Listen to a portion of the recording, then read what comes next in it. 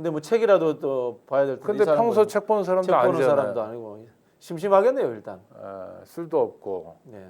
말벗도 없고. 술 좀 주지 그래요. 뭐. 그거 규정이 안 돼. 그렇습니까? 감옥에서 술 줄 수는 없는데 그래서 그런지 오늘 오전에는 조사를 못 받고 오후에 받겠다고 그랬다가 지금 또 말을 바꿔서 네. 조사 안 받겠다고 하는데요. 이건 뭐 입만 열면 다 거짓말이니까 뭐 믿을 수가 없죠. 자 당장 거짓말한 거 보십시오.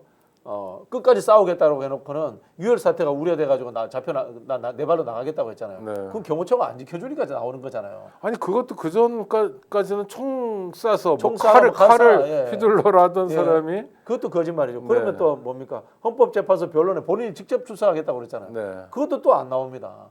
다 거짓말이죠. 아니, 일단 이 사람 이야기는 믿을 맞아요. 수가 없어요. 출석한다고 그랬다가 출석하면 잡아갈 것 같아서 네. 못 간다고 그랬다. 이미 잡혔으면 이미 잡혔으면은 사실은요 네. 이게 외출 개념이 있기 때문에 네. 오히려 좋아할 수도 있어요. 네. 근데 또 안 나간다고 하잖아요. 그렇죠. 감옥에 있는 사람은 변호사 접견이건 뭐건 간에 밖에 밖으로 나오면 나오면 좋아하죠. 그럼 좋은 일이죠 무조건. 네, 네. 지금 아니 근데 말들을 멋있게 몇 마디 했어요. 이를테면 지금 상황에서 내가 임기 2년 반 더 하는 게 뭐가 더 중요하냐 뭐 이런 얘기도 했고. 뭐 자기가 못하는 게 아니라 법률적으로 지금 탄핵돼서 못하는 겁니다. 그 다음에 하야한 것도 아니고 뭐. 정권 재창출 얘기도 했어요. 그건 저는 의미 있다고 봐요. 네. 끝까지 이거를 이제 좌우 대립의 문제, 뭐 좌우는 아닙니다만은 민주당과의 갈등의 문제로 치환시켜 가지고 극우층들 준동시키고 그 과정에서 뭐 또 다른 뭐 유혈 사태나 내란이 일어났으면 내가 풀려날 수도 있지 않나 뭐 이런 기대감도 있을 것 같고요. 그리고 대선에서 국민의힘 후보가 이기면은 빨리 사면 될 수도 있다. 이런 기대감을 저는 품고 있는 것 같습니다. 윤석열은 지금 처벌되는 것이 헌법과 법률에 의해서 처벌되는 것이지 민주당에 의해서 처벌되는 것이 아닙니다. 네. 민주당은 형사권적인 집행권도 없고 그리고 사법부가 아니기 때문에 법률적으로 윤석열을 단죄할 수도 없습니다. 윤석열은 이 상황을 계속해서 호도하고 있습니다. 그런 얘기를 전해준 사람은 다 국민의힘 의원들이었어요. 한남동 똑같은 생각을 갖고 있는 자들이죠. 네네. 그러면서 윤석열이 했던 얘기는 당의 지지도가 지금 올라오고 있어서 내가 끌어올린 거다, 그렇죠? 그래서 이렇게 올려놓고 가서 다행이다, 뭐 이런 얘기를 했어요. 그러니까 윤석열이 역대급 지지율을 대형 사고를 쳐서 만들어 줬다. 뭐 그걸 자랑하고 싶은 모양이에요. 근데 다음 주부터 빠질 겁니다. 네. 아니 그 지지율이라는 것도 사실 의심할 만한 여론조사 회사, 네, 의심할 만한 매체에서 의도적으로 한 거 아니냐. 아니 첫 질문이 윤석열을 지지합니까 안 합니까? 이렇게 질문하는 여론조사 회사가 세상에 어디 있어요. 네. 그러면 윤석열 지지하는 사람은 바로 끊어버리죠. 그런 말을 들었던 사람들 중에 네. 곧 국민의힘 국회의원 중에 누군가는 울면서 윤석열에게 큰 절을 했다고 하는데 네. 이거 어떻게 평가해야 됩니까? 큰 절. 뭐 공천 챙겨줬는 모양이죠. 그 전에 네. 그 의리로. 네, 공천을 받을 가능성이 없는 사람, 실력도 없는 사람, 정당성이 없는 사람인데 윤석열 부부에 의해서 공천을 받았다. 그렇다면 뭐 큰절 한번 할 수도 있지 않나 그런 생각이 듭니다. 과거에 뭐 전두환한테 가서도 큰절한 사람들 많았잖아요. 원희룡, 네, 원희룡 이익 챙겨 받았으니까 큰절한 것 아니겠습니까? 네. 아니 근데 큰 절이라는 게 이게 왕도 아니고 사실 네. 국회의원이나 뭐 또는 대통령이나 다 선출직 공직자잖아요. 네. 대표해야 될 국민들이 있는데 새벽부터 큰절하고 이런 거는 조금 왕정사고죠. 네. 왕정사고인 게 우리 국민들도 그런 게 이제 오해하시는 분들이 있는데 국회의원이 대통령보다 낮은 사람 네. 이런 생각을 하는데 낮은 사람이 아닙니다.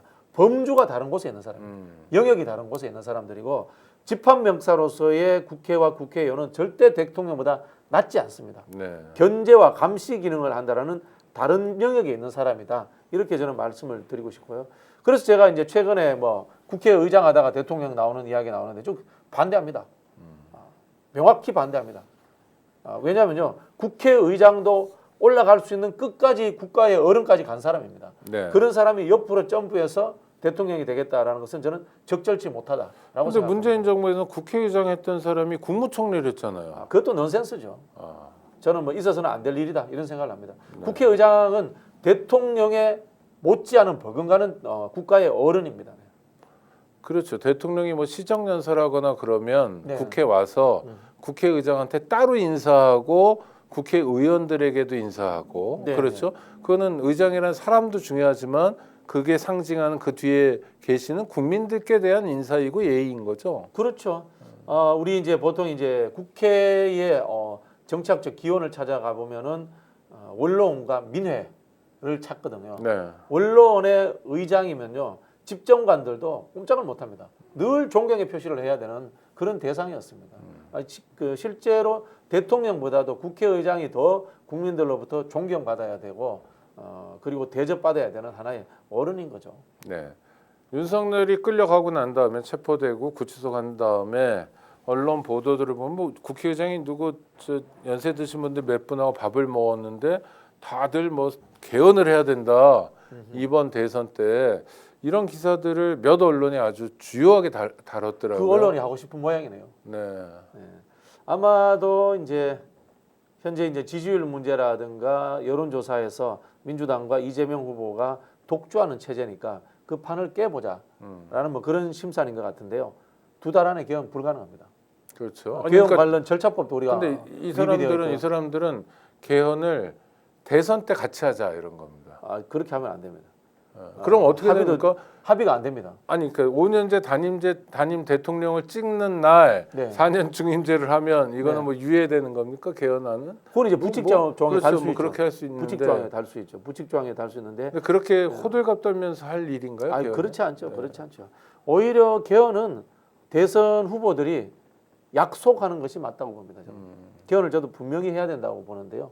그거는 이제 대선 후보들이 약속하면은 되지 않겠나 그런 생각이 듭니다. 저도 지난주에 헌법 토론도 한번 했었는데 김종철 교수라고 언론 활동도 많이 하시고 아주 열정적인 분인데 네. 연세대 교수입니다. 근데 이분이 87헌법이 문제라고 하는데 87헌법 때문에 그래도 계엄 해제 요구도 하고 그렇죠. 윤석열에 대한 단죄도 하고 이런 거다. 만약 네. 내각제 상황에서 그 국힘 같은 사람들이 내란 세력들이 집권 세력이라고 하면 네. 의회 통제도 안 되고 그럼 국민들 입장에서 정말 죽어나간다. 네, 네. 아니 그걸 생각하셔야지. 개헌 필요성이 있더라도 지금 국면에서 개헌 논의를 하는 건 이건 의심스러운 눈초리로 봐야 된다. 그렇죠. 네. 정치적 판을 흔들고자 하는 의도로 보이고요. 물론 저도 개헌을 해야 된다고 봅니다. 네. 개헌을 하는 부분에 있어서 좀 더 철학적으로 접근하고 싶은데요. 우리 한국 사회가 이 외세에 의해서 이 민주주의가 이식된 겁니다. 즉 그 이야기는 뭐냐면은 시민 주권론이 국가와 계약을 제대로 맺어본 적이 없어요. 국가가 중심으로 만들어낸 계약입니다. 그래서 우리 이제 사회계약론 수업 들어보셨잖아요. 네. 사회계약을 맺었다고 하잖아요. 근데 우리 오창익 국장님 계약해 준 적 있습니까? 아니 뭐 건국의 선조들이 하셨겠지라고 그냥 해준 여기고 적이 마는 없잖아요. 거죠. 그렇죠? 해준 적이 없잖아요. 네, 네. 해준 적이 없잖아요. 그런데 한국이 민주화됐기 때문에 이제는 계약 절차를 한번 거쳐야 됩니다. 그런 저는 좀 기본권이라는 측면에서 접근을 해야 되고요. 그래서 첫 번째가 나오는 대한민국은 민주공화국이다 뭐 있지 않습니까? 그렇게 네. 해서 거기에서 국민이라는 단어부터 좀 바꿨으면 좋겠어요. 그렇죠. 사람으로 바꿨으면 좋겠어요. 네, 네. 예, 그게 굉장히 철학적으로 중요한 게 국가의 사람이냐 아니면 사람이 국가를 만드느냐 하는 것은 이른바 이 시민 주권론 문제에서 굉장히 중요합니다. 그래서 이 영어 피플을 우리가 이제 국민으로 해석을 하다 보니까 그렇게 써놨는데 저는 적절치 않고 여기에서부터 한국이 이제 국가우위, 개인보다 국가우위의 질서 체제가 만들어졌다라는 생각이 들고 그런 부분들부터 좀 바꾸는 좀 개헌이 있었으면 어떨까? 저도 개인적으로 그런 생각합니다. 아니 그러니까 우리나라 헌법 1조는 우리가 하도 민주주의를 안 해보다 보니까 네, 네. 대한민국 민주공화국이다라고 아니 정치 체제를 놓잖아요. 정체를 넣죠. 근데 정치 체제 정체라는 건 사실 도구인 거고 네, 네, 네. 이거 가지고 뭐 할까는 10조에 있거든요. 네, 네. 모든 국민은 첫 번째는 사람이 들어요. 사람이. 인간으로서의 존엄과 맞습니다, 가치를 가지면 맞습니다. 행복을 추구할 권리를 가진다. 네, 네. 독일 헌법에서는 그게 1조거든요. 네, 네, 네. 모든 인간은 불가침에 네, 네. 존엄하다.